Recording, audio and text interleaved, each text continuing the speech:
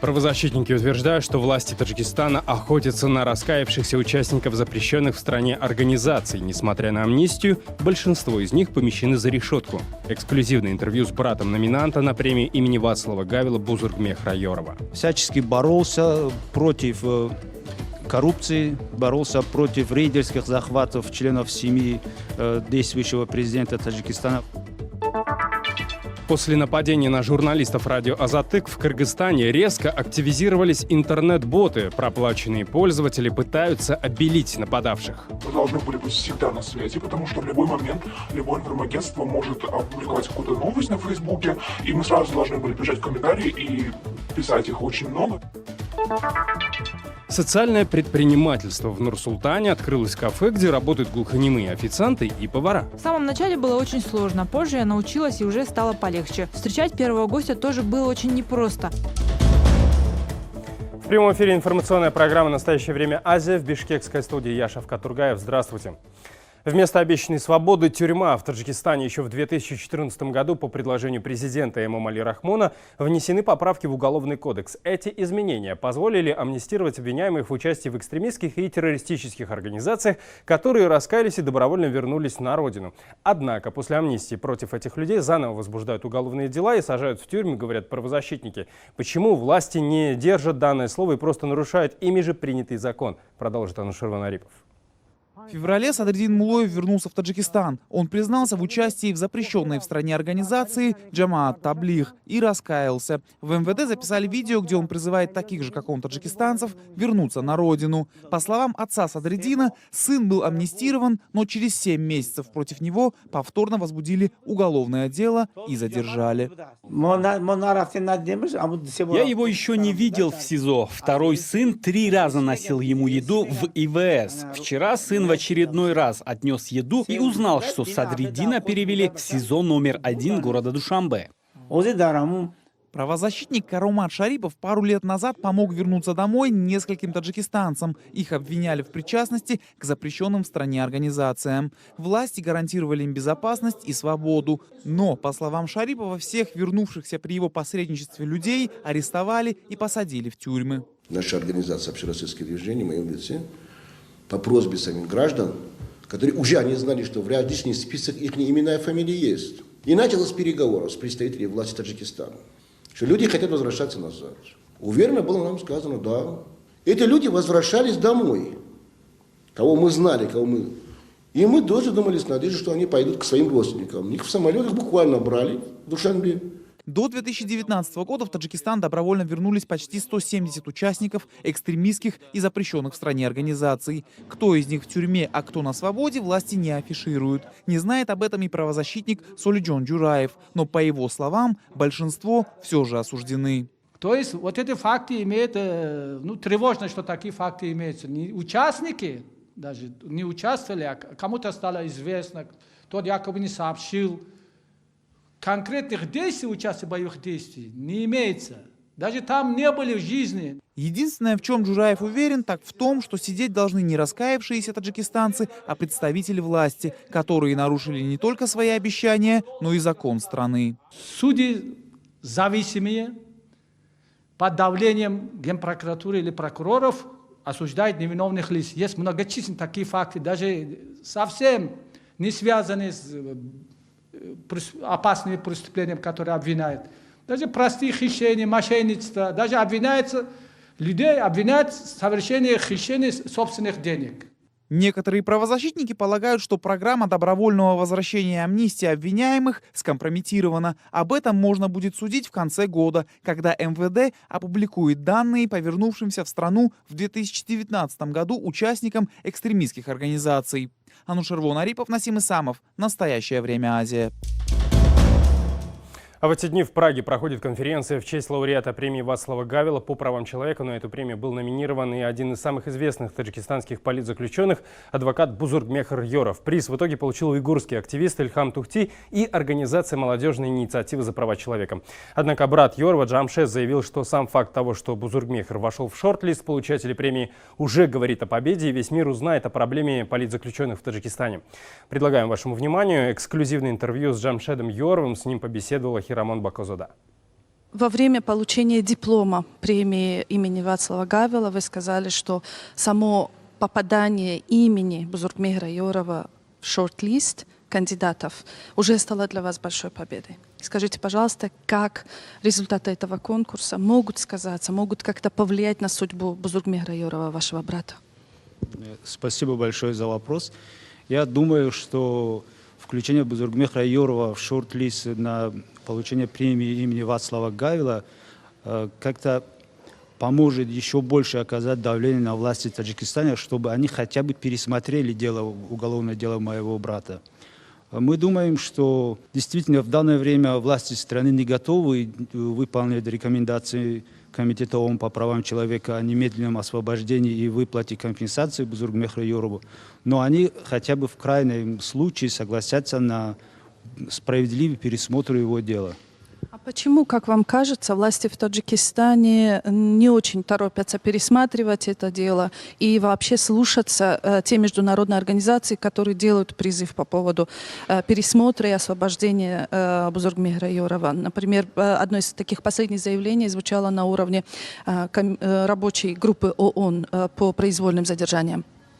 Я думаю, что основная проблема здесь в том, что если Бузургмехр Йоров будет немедленно освобожден, то за этим должно по закону последовать арест и возбуждение уголовных дел в отношении тех лиц, которые привлекли невиновного человека к уголовной ответственности и к заключению. В эфире телеканала «Настоящее время» судьба Бузургмехра Йорова очень часто освещается, но, наверное, не все зрители нашего телеканала помнят достоверно, точно, почему именно Бузургмехра Йорова, вашего брата, задержали в 2015 году, затем осудили в совокупности к 28 годам тюремного заключения. Что ему предъявили в качестве обвинения, и что стоит за этим на самом деле? Основная причина – это личная неприязнь семьи высокостоящих людей в Таджикистане, которые были недовольны правозащитной деятельностью Бузургмехра, который всячески боролся против коррупции, боролся против рейдерских захватов членов семьи действующего президента Таджикистана. Это было как бы фундамент, который положил основу для дальнейшего его обвинения. А потом же он инициировал создание комитета по защите прав задержанных членов партии Исламского Возрождения и их семей от незаконных арестов и задержаний. Многие члены семьи, вашей семьи Йоровых, они подверглись давлению. Кто-то, как вы, были вынуждены покинуть Таджикистан. Вы сами сидели в застенках какое-то время, пока шло дело Бузургмехра. Скажите, пожалуйста, кто из ваших членов семьи был вынужден покинуть страну? И оказывается ли и сейчас давление на вас, на вашу семью в Таджикистане? В данное время за рубежом, за пределами Таджикистана находятся две мои сестры с семьями и я. Ситуация с нашими родственниками в Таджикистане такова, что они боятся общаться с нами. Даже мои сестры, две мои сестры остались в стране, но они не общаются со мной, хотя они есть в социальных сетях, я им пишу, но они не отвечают. Ни они не отвечают, ни их мужья, ни родственники и ни другие наши знакомые. Ситуация усугублена еще тем, что властями оказывается сильное давление на мою семью, на мою жену и моих 4 дочерей. Даже были случаи, когда мне присылали фейковые лица сообщения об изнасиловании моей 15-летней дочери. Но это все неправда. Слава Богу, пока неправда. Я пытаюсь их вывести оттуда. Есть какие-то определенные проблемы, мы их решаем. За моей семьей есть постоянная слежка, есть лица, которые в непосредственной близости живут и докладывают. А так как моя жена в данное время работает поваром в ресторане, то в этот ресторан систематически навещают сотрудники ГКМБ Таджикистана. И даже недавно я получил известие, что власти дали разрешение ей, устное разрешение покинуть, но предупредили хозяев этого ресторана, что если ваш повар выйдет за пределы Таджикистана, то ваш ресторан будет закрыт. Как себя чувствует Бузургмехр жалуются ли на что-то. В данное время и супруга Бузургмехра имеет возможность встречаться с ним, и моя мама. Они каждый месяц имеют право на кратковременные свидания, и каждые 3 месяца жена имеет право на двухдневное посещение с Бузургмехром. Но в последнее время нам данных о том, что против него применяются какие-то пытки, ущемляются его права, не поступило. Я, наверное, думаю, это все зависит именно от того, что мировое сообщество начало обращать внимание на дело Бузургмехра, о том, что мы говорим, о том, что вы говорите в средствах массовой информации. Знает ли Бузургмехр Йоров, что он был номинирован на премию по правам человека имени Вацлава Гавела, что сегодня здесь, в Праге, еще раз прозвучит его имя, в Страсбурге его имя прозвучало. Знает ли он об этом? Да, он об этом знает, он имеет возможность слушать радио, чаще слушает радио ОЗУДИ, радио «Свобода», и он большинство информации оттуда получает. И от сотрудников, которые там работают, от родственников, которые посещают, например, других заключенных, они же общаются между собой, но у него такая информация есть. Кстати, недавно мы получили информацию, что он заранее поблагодарил библиотеку имени Вацлава Гавела, Хартию 77 и всех тех, кто причастен к выдвижению его имени на эту престижную премию, и хотел передать всем большой, огромный привет и благодарность. Президент Туркменистана Гурбангулы Бердымухамедов уволил министра внутренних дел Искендера Муликова и выгнал его из зала заседания. Это произошло после того, как генеральный прокурор Батыр Аддаев рассказал о злоупотреблениях Муликова. Теперь уже экс-министр внутренних дел разжаловали до звания майора и лишили всех государственных наград. Его место занял Мамедхан Чакыев, который ранее занимал пост зампредседателя кабинета министров. Ранее туркменское бюро «Радио Свобода» Азатлык сообщало об аресте водителя Муликова. По информации Азатлыка, увольнение главы МВД и его водителя связано с недавними арестами ашхабадского бизнесмена Чары Кулова и бывшего министра торговли и внешнеэкономических связей Амандурды Ишанова. В бизнес-интересы Муликова входили несколько ресторанов, кафе и магазинов в Ашхабаде. Некоторые из них были конфискованы. Источники Азатлыка полагают, что зачистка в МВД является результатом борьбы между Искендером Муликовым и другим влиятельным силовиком Туркменистана, министром национальной безопасности Яалымом Бердиевым. Клан Матраимовых обвиняют в использовании интернет-троллей. Медиаэксперты в доказательство собрали целые подборки фейковых аккаунтов, которые выступают в поддержку семьи бывшего зампреда таможни, которого журналисты подозревают в коррупции. По их наблюдениям, боты активно комментируют все публикации, которые касаются темы Матраимовых. Джибек Бегалиева поговорила с родным братом скандального таможенника Кыргызстана и узнала много интересного об особенностях кыргызского интернет-троллинга. Про то, во что одеваются Матраимовы и какие аксессуары они носят, журналисты писали много раз. Те часы племянника, о которых говорили, что они стоят $40 000, на самом деле не такие дорогие. Каждый раз, когда мы собираемся всей семьей, мы говорим детям, чтобы они нас не опозорили. Но про нас все равно создают разные фейки. Фейком брат скандального таможенного чиновника называет и публикацию о куртке бывшего зампреда таможни, а точнее о ее цене чуть ли не в $5000. А белое поло, похожее на то, в котором был как-то замечен Матраимов, есть в одном из самых дорогих салонов одежды в Бишкеке. В разных онлайн-магазинах эта итальянская рубашка стоит более $500. Но такие дорогие покупки, равно как и содержание интернет-троллей, в котором клан Матраимовых обвиняет в последние дни, их семья, по словам депутата, не может себе позволить.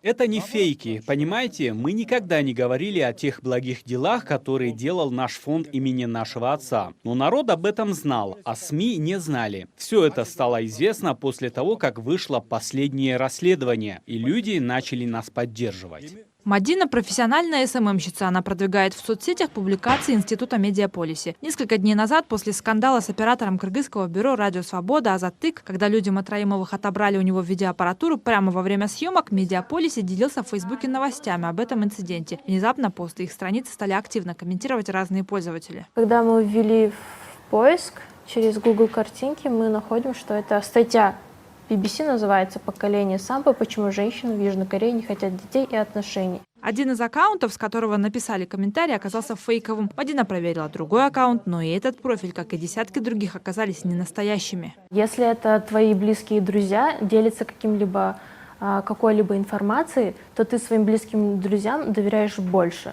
А если под ними еще и будут комментарии, которые защищают кого-либо, чью-либо идею или какую-либо идею, то, прочитав большинство комментариев, которые высказывают в пользу кого-то, ты начнешь также себя убеждать, что, возможно, они правы. Как много может быть липовых наемных пользователей в Фейсбуке, узнать это нереально. Команда ресурса «Фактчек» изучила почти 100 аккаунтов, которые еще в начале лета активно поддерживали семью Матраимовых. В итоге более 80 профилей оказались фейковыми. Атаку интернет-троллей в это же время пережили и в популярном ресурсе «Кактус». Корреспонденты редакции доказали, что комментарии в защиту Матраимовых на их сайте публикуются с одного IP-адреса. Они показали скриншоты данных сайта, на которых отмечены IP-адрес, имя пользователя и время комментирования статьи.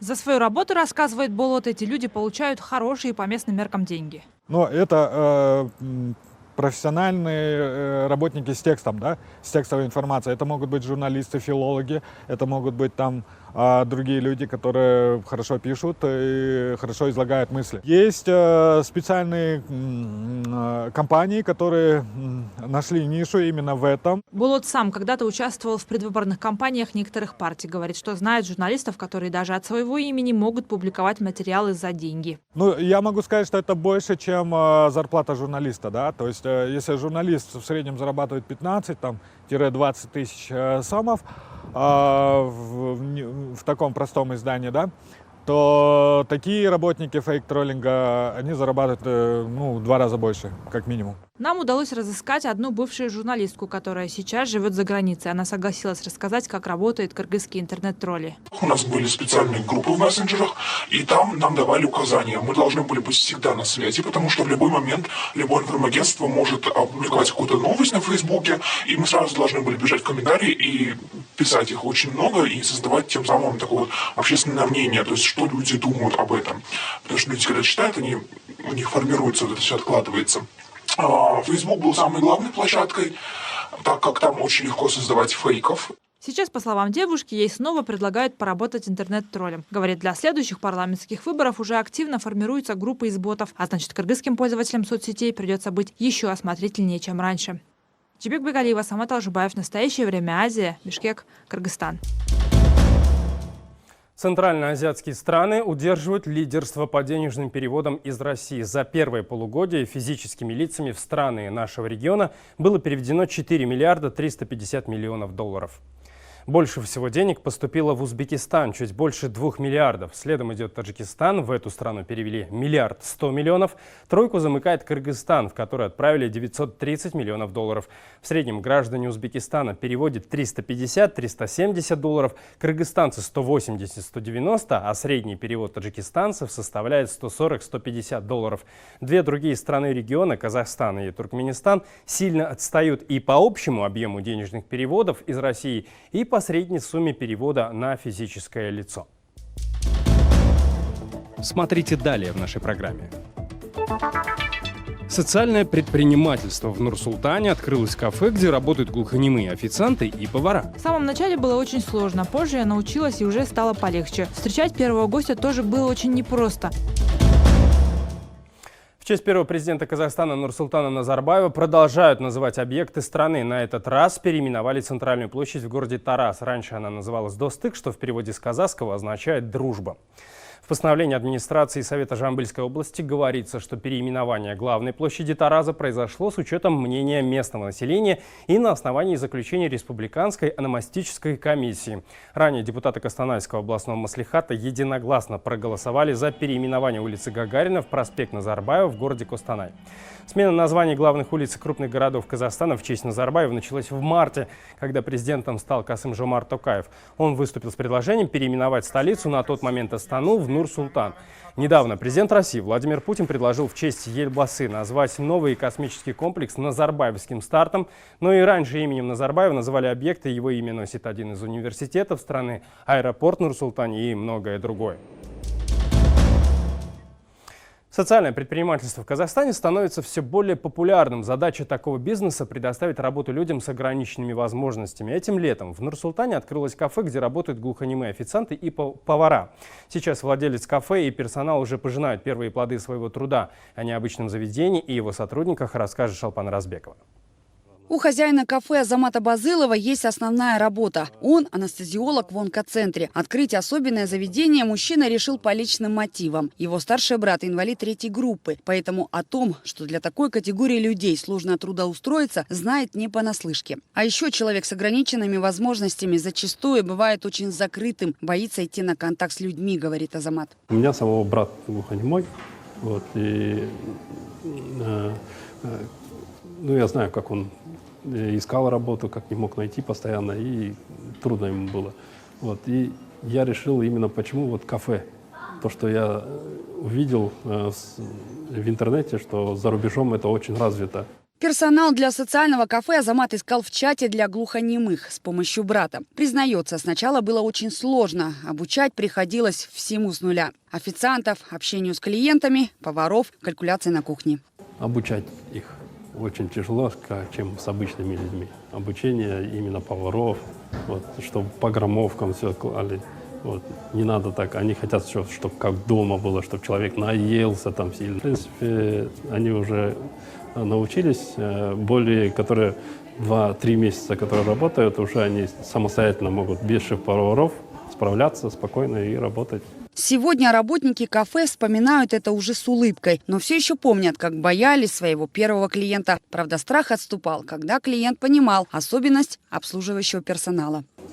В самом начале было очень сложно, позже я научилась и уже стало полегче. Встречать первого гостя тоже было очень непросто, но когда я объяснила ему, что не слышу, гость понял, и тогда тоже стало легче работать. Само заведение – небольшое кафе, в основном специализируется на комплексных обедах, но уже появились постоянные клиенты. Посетителям несложно выбрать блюдо. Здесь меню в картинках, а на стене плакаты с разъяснением основных жестов.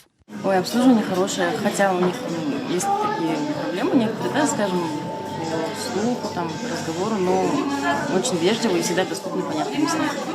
Здесь очень вкусно и недорого. Большинство сотрудников кафе приезжие. Ринат Нурым из Талдыкургана. Об этом заведении он узнал от друзей и сразу понял, что хочет здесь работать. Молодой человек не скрывает. Некоторое время все же не решался прийти на собеседование. Боялся, что откажут. Нам не каждый даст возможность работать. Хотя многие мечтают работать официантами или поваром. Я ни разу не пожалел, что переехал в столицу. Думаю, дальше здесь развиваться. Владелец кафе признается, иногда случаются и неловкие ситуации, но их они всем коллективом стараются не повторять.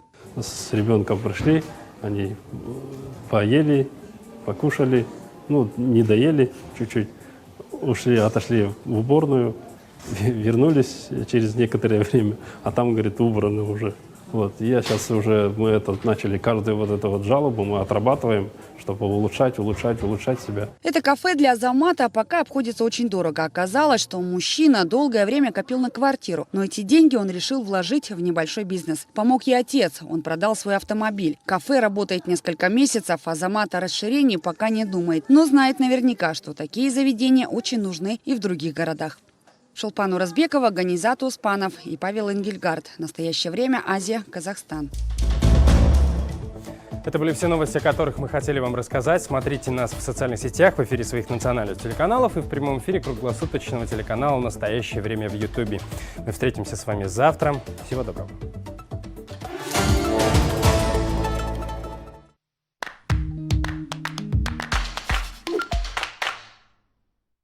Как может один человек изменить жизнь в своей стране? Да практически никак. Протест одного мало что значит. А если вас несколько, вот как сейчас, мы за одну идею, мы стоим в одной цепи, но нас все равно слишком мало. 30 лет назад нас было много, очень много. Живая цепь растянулась на 600 километров от Таллина до Риги и Вильнюса. Это и был теперь уже легендарный Балтийский путь.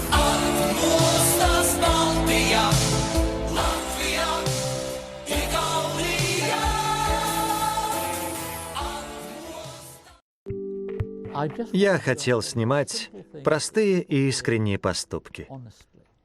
Большую часть жизни я смотрю, вижу, записываю. Меня зовут Дэвид